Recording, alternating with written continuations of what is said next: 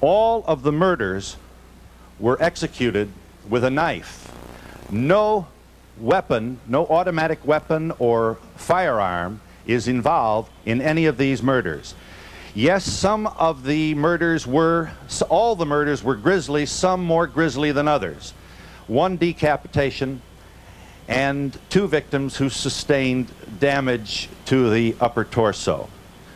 What is going on here, and how close are police to finding out who is responsible for this crime? One other thing, what is the responsibility of the police? We have scores of media people here who, not surprisingly, are running around looking for every scrap of evidence so that they can fulfill their responsibility to report information. The police feel a responsibility to accommodate media, and they have. But how much information should they give media? Yes, they've searched Mr. Humphrey's apartment. They've also got other leads. Mr. Humphrey is not the only suspect. If they give too much information to media, then they may jeopardize not only the investigation, but may make it easier for the killer, who may still be at large, to remain at large. This is not the first time these collision of interests have developed, but it certainly is a showcase of America's continuing agony of a free press, free information, and the right, for example, of victims to be considered innocent before they're proven guilty.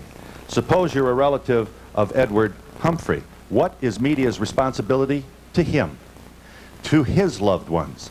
His brother, who is a student at the University of Florida, steadfastly maintains his brother's innocence. One more point. Not everybody wanted to be on the Donahue Show today. In fact, this very edition of the Gainesville Sun includes a letter from a woman who admonishes area residents not to watch the Donahue Show. We ask you to believe that we take these criticisms seriously, as all media should.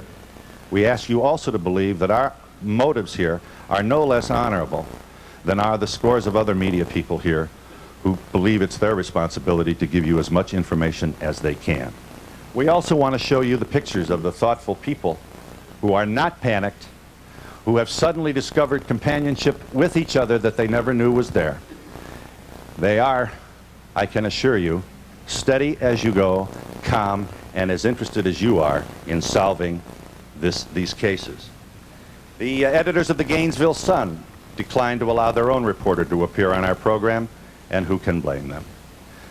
The police department declined to provide for us any representative to appear on our program, and President Lombardi and President Tyree of Santa Fe Community College also are not at all sure the Donahue Show appearing at this moment in the life of this community live from its downtown area is necessarily a good idea. To them I say, I can really take no particular exception to your thoughtful consideration of our efforts to encourage your participation. You cannot be criticized for your decision. I ask you not to criticize us. I promise you this, our purpose here is to provide information and also to give these people an opportunity to speak, and by all means ensure that this program in no way enhances the pain that must already be felt by the loved ones of the victims, not to mention the people in this community. Here's who's here. Kathy Bellick joins us. She's been covering this tragedy for WTSP TV in Tampa, Florida. She's here in the company of Michael West, who's a deputy medical examiner and crime scene specialist. He was called in for the investigation by the Florida Task Force. Mr. West, have you visited all the crime scenes? Yes, sir. Do I understand that this is an extraordinarily antiseptic crime situation?